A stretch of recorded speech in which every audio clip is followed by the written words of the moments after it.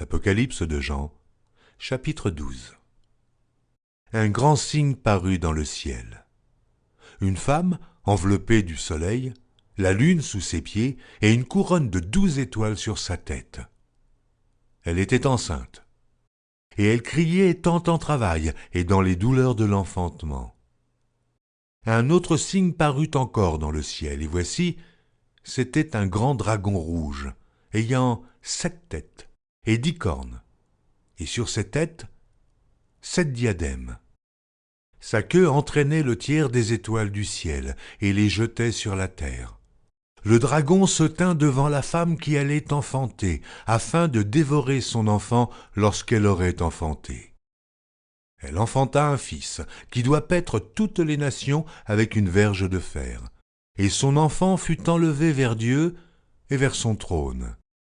Et la femme s'enfuit dans le désert, où elle avait un lieu préparé par Dieu, afin qu'elle y fût nourrie pendant 1260 jours.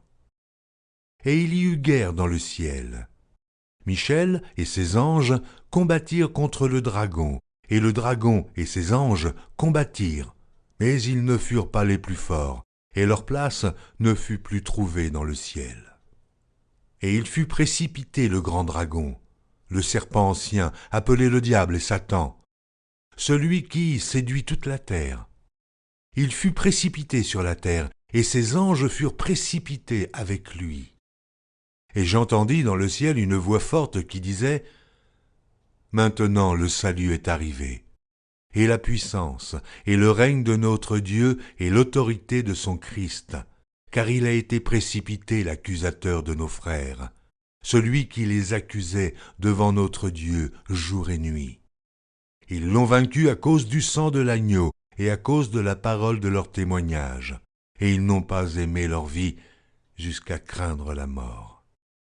C'est pourquoi réjouissez-vous, cieux, et vous qui habitez dans les cieux. Malheur à la terre et à la mer, car le diable est descendu vers vous, animé d'une grande colère, sachant qu'il a peu de temps. Quand le dragon vit qu'il avait été précipité sur la terre, il poursuivit la femme qui avait enfanté l'enfant mâle.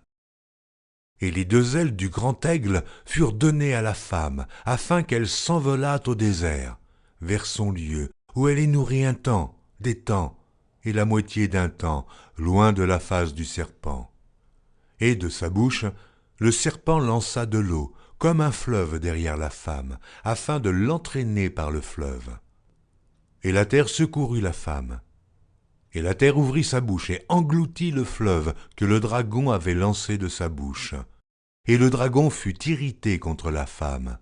Et il s'en alla faire la guerre au reste de sa postérité, à ceux qui gardent les commandements de Dieu et qui ont le témoignage de Jésus.